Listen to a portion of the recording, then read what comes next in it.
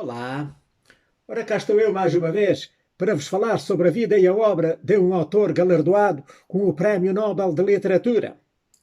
O meu nome é Sebastião Barata e hoje vou falar-vos de Wisława Szymborska, que foi uma poetisa e escritora polaca, nascida em 1923 em Benin, nas cercanias de Kornik, e falecida em Cracóvia em 2012, que foi galardoada com o Prémio Nobel de Literatura de 1996. Wisława Szymborska, cujo nome completo é Maria Wisława Anna Szymborska, nasceu a 2 de julho de 1923 em Benin, nas cercanias de Kornik, na Polónia. Era a mais nova das duas filhas do Vincent Szymborski, que era feitor na propriedade do conde Władysław Zamoyski e de Ana Maria Rotermund. Os seus pais tinham-se mudado de Zakopane em janeiro desse ano por causa da reorganização dos bens locais lá do conde Zamoyski. Depois da morte do conde, em 1924, logo no ano seguinte, a família Szymborski mudou-se para Torun, onde Wisława frequentou a escola. E em 1931 a família tornou a mudar-se, desta vez para Cracóvia, onde a escritora então passou a viver e lá viveu até ao fim da vida. Quando a Segunda Guerra Mundial eclodiu, que tinha ela nessa altura 16 anos, e a Polónia foi ocupada pelas tropas do Hitler, a Wisława continuou os estudos, mas com aulas clandestinas, devido à retirada dos direitos ao povo polaco de frequentar as escolas públicas. E então ela, com receio de que fosse levada, como acontecia a muitos, para campos de trabalho forçado lá no território alemão, começou a trabalhar nos caminhos de ferro. Ao mesmo tempo, começou também a criar as primeiras ilustrações para livros e deu também os primeiros passos na literatura. Começou a escrever alguns contos, começou a escrever uns poemas, muitas vezes que eram letras para canções. Depois, com o fim da guerra, a paz trouxe então um novo alento à Szymborska. Os nazis perderam a guerra, não é? E em 1945, portanto, ela já pôde ingressar na universidade. E ingressou na famosa Universidade Jagiellónica, lá em Cracóvia, como estudante de literatura polaca e mudou depois de literatura para sociologia, mas depois teve que interromper o curso no ano de 1948, portanto, 3 anos depois, por causa, enfim, de dificuldades financeiras. Ela estreou-se como poetisa ao publicar lá num jornal local proeminente um trecho que teria em português o nome, traduzido para português, Estou procurando uma palavra. Quando interrompeu os estudos, portanto, naquela altura que eu já disse, ela casou-se. E casou-se com o poeta Adam Wlodek, com quem ela passou a viver lá em Cracóvia. Depois viriam mais tarde a divorciar-se, no ano de 1954, mas isso não impediu que eles continuassem amigos e continuaram amigos. Então, o clima de Cracóvia e portanto, o seu ambiente único tiveram uma grande influência na produção literária da Wisława Szymborska. Ela pertenceu a um grupo literário que em português significaria ao contrário, e tornou-se um dos grandes nomes da poesia polaca no século XX, fazendo parte daquela geração de poetas como o Zbigniew Herbert e o Czesław Milosz, de quem ela foi muito próxima. Este Czesław Milosz também ganhou o Prémio Nobel, aliás, uns anos antes dela, no ano de 1980. E então estes poetas juntos fizeram a renovação lá da poesia do seu país. A Szymborska, assim como muitos outros intelectuais e poetas e intelectuais da época, tornou-se uma stalinista convicta nos primeiros anos da República Popular da Polónia, portanto, a seguir à guerra, não é? Que a Polónia ficou incluída naquela parte, não é? Em que da divisão da Alemanha e dos domínios alemães calhou à URSS. Como membro, então, lá do Partido Comunista, que ela foi até ao ano de 1966, durante o stalinismo, ela esteve ligada a um grupo que ficou conhecido como os borbulhantes, que eram, portanto, um grupo de jovens, né, polacos, lá dos finais da década de 40 e princípios da década de 50, que defendiam e propagavam o realismo socialista. Eles achavam que o principal objetivo da literatura era apoiar o poder na imposição, então, do regime comunista lá à sociedade polaca. A Zimborska publicou as suas primeiras obras num jornal de Cracóvia, que se chamava o Dziennik Polski, e depois também nos jornais Walce e Pokolenia, e é possível perceber a influência do realismo, portanto, desse tal realismo socialista, lá nessas obras. Então, o primeiro livro foi concluído no ano de 1948 e era uma coletânea de poesia que se chamava Os Poemas. Em português seria Os Poemas. Mas ela não chegou a ser publicada, porque a censura lá da República Popular da Polónia caracterizou o trabalho como demasiado burguês. Ela, então, alterou o seu discurso, politizou e conseguiu realmente ultrapassar as barreiras da censura e publicou, então, o primeiro livro, que teria em português o nome Por Isso Vivemos, que saiu no ano de 1952. Contribuindo regularmente para a imprensa, a Zimborska foi editora de poesia e colunista no semanário literário lá de Cracóvia, que era o Życie Literakie, durante os anos de 1953 a 1981. Além disso, traduzia também obras, sobretudo obras de poesia da literatura francesa antiga, e continuava a compor a sua própria poesia. No ano de 1957, a Zimborska alterou as suas convicções políticas e passou a colaborar com a revista Cultura, que era uma revista literária e política, que era publicada em Paris, lá pela comunidade polaca imigrada, e publicou também um livro de poesia, que em português se chamaria Apelo ao Yeti, que saiu no ano de 1957, que é um dos seus livros mais famosos, no qual ela criticava os horrores causados pelo Stalin e então se demarcava dos ideais socialistas. Esse livro garantiu-lhe então um renome a nível internacional. Foi quando ela começou então a ser conhecida fora da Polónia. Depois disso, ela manifestou que, enfim, que já não reconhecia a sua obra literária mais antiga, nomeadamente lá do princípio dos anos 50, dizendo que já não representavam o seu modo de pensar e demarcou-se dessas obras, dessa sua época, digamos, socialista.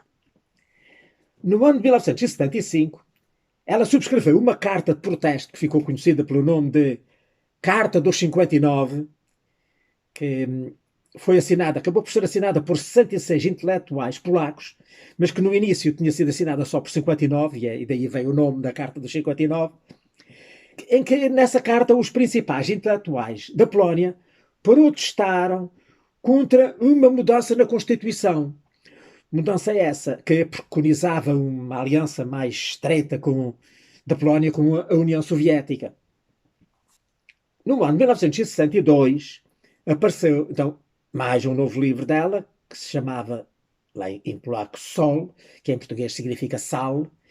Saiu no ano de 1962, no qual ela exprime um certo pessimismo quanto ao futuro da humanidade, aliado a uma certa esperança nos poderes da imaginação que ela considerava o único meio para atingir alguma felicidade.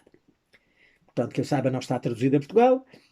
Outras obras também importantes dela foram uma que, traduzida para português, significaria Poemas Selecionados, que é de 1964. Outra que seria em português Muito Divertido, de 1967. Ainda uma outra coletânea, Gente na Ponte, de 1986. Outra ainda, que em português seria Fim e Começo, que é de 1993, mas que eu saiba, nada disso está traduzido para português. E então, outra depois, essa sim está traduzida em Portugal pela Relógio d'Água e que tem o nome Paisagem com Grão de Areia. Paisagem com Grão de Areia, que saiu no ano de 1996. E uma outra que também está traduzida em Portugal, que tem cá entre nós o nome Instante, que esta saiu no ano de 2002. Qualquer delas são coletâneas bilíngues, né? Portanto, que tem o polaco nas páginas pares e o português nas páginas ímpares. Este Instante, quando foi publicada, ela já tinha, nessa altura, 79 anos de idade. E julgo que foi a sua última obra publicada.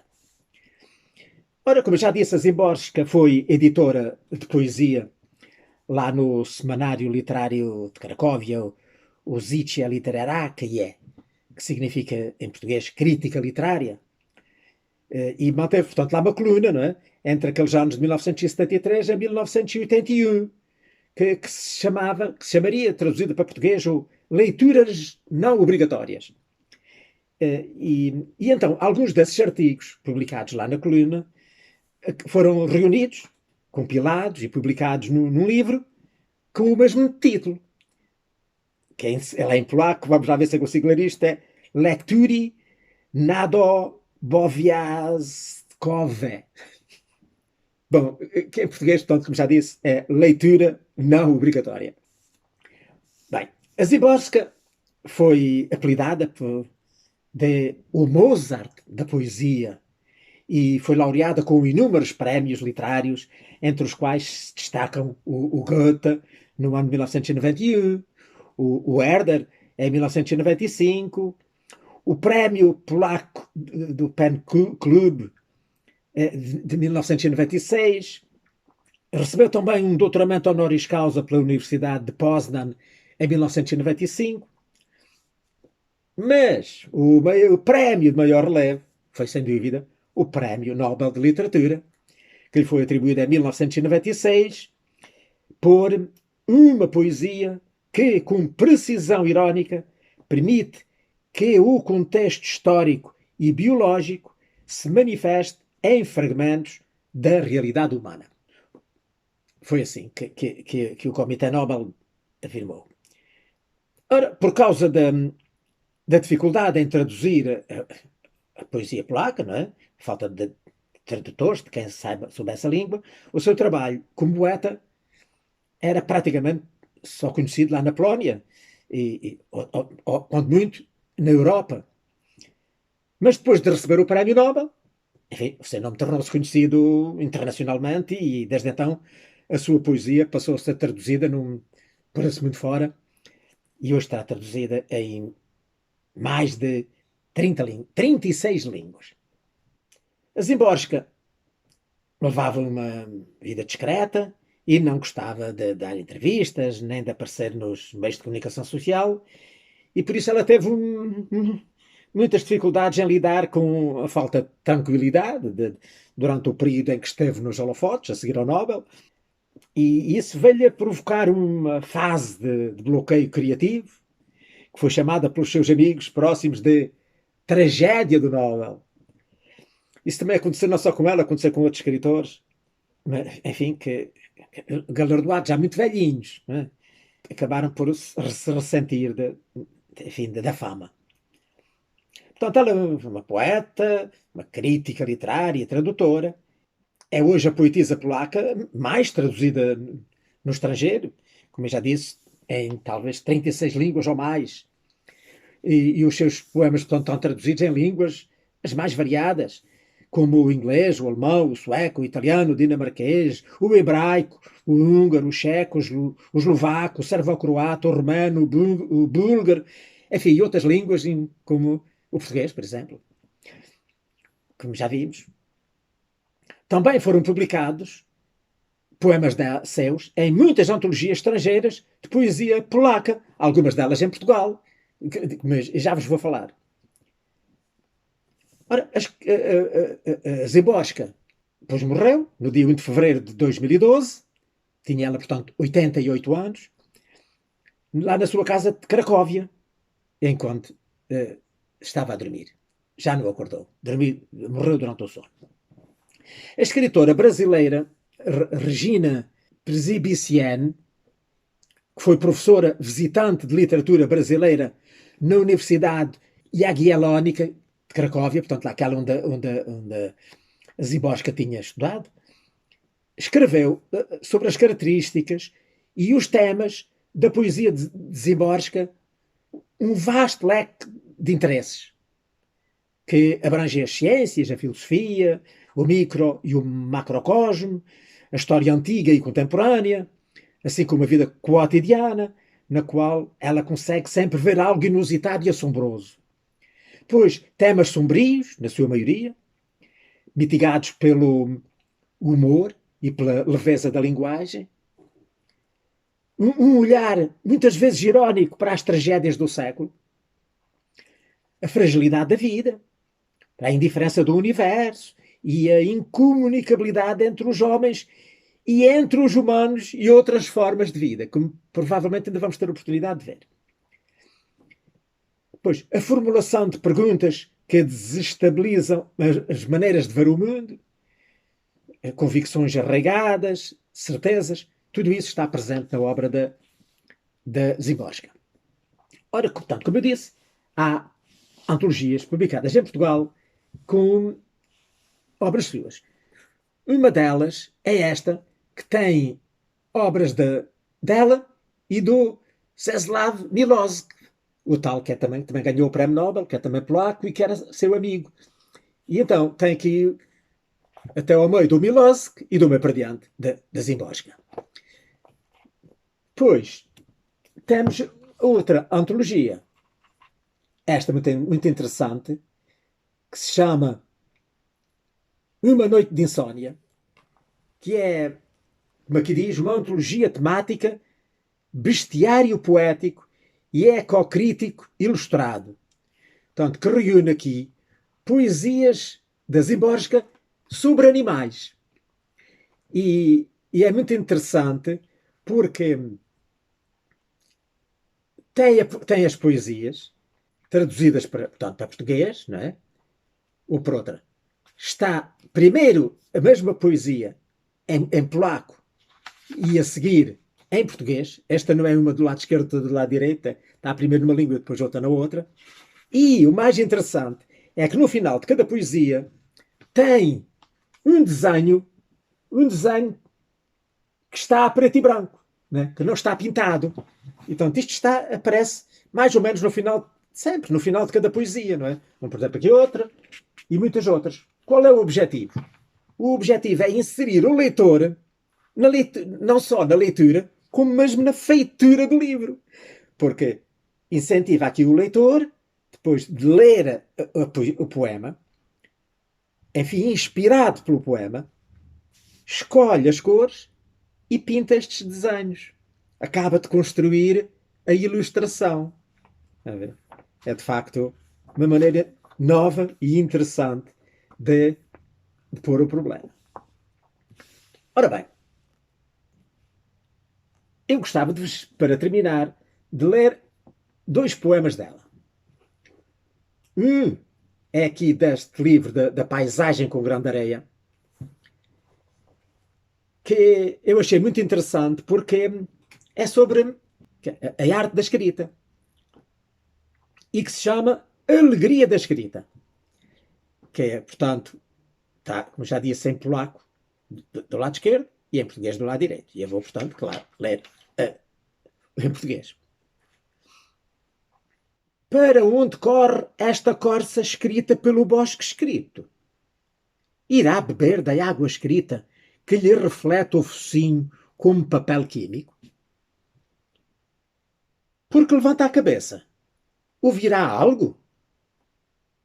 Sobre as 4 finas pernas pedidas emprestadas à verdade, de sob os meus dedos, apura vigilante o seu ouvir.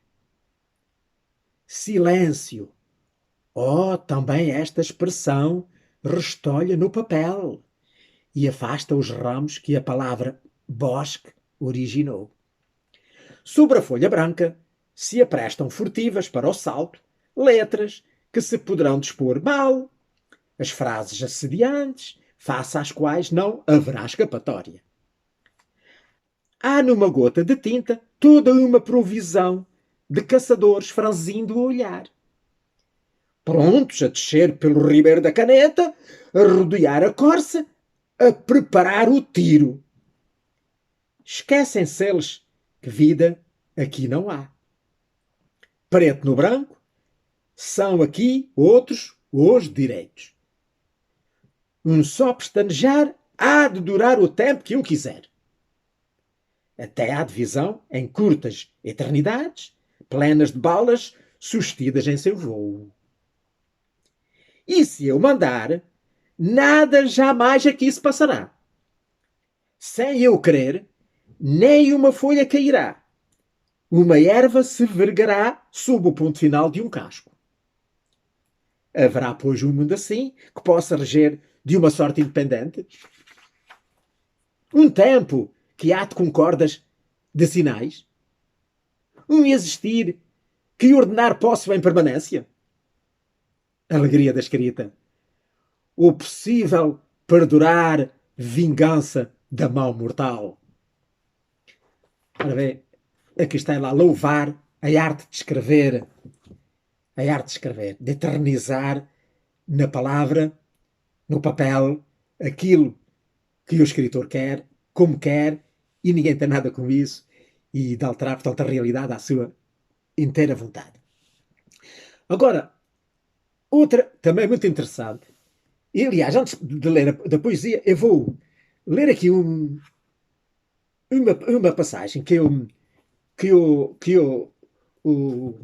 lá o seu amigo Milósico, Zeslav Milose, escreveu, que se aplica perfeitamente aqui aos poemas que estão neste livro.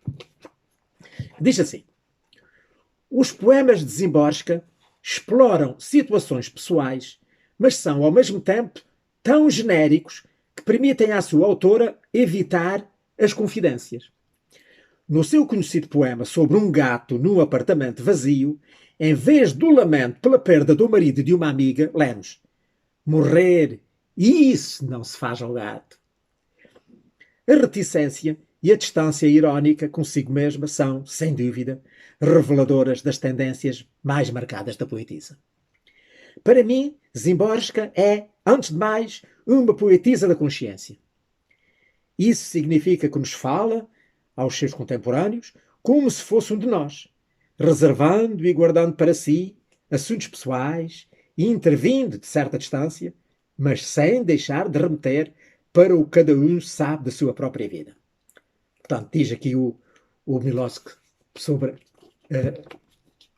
o estilo de poesia da Szymborska.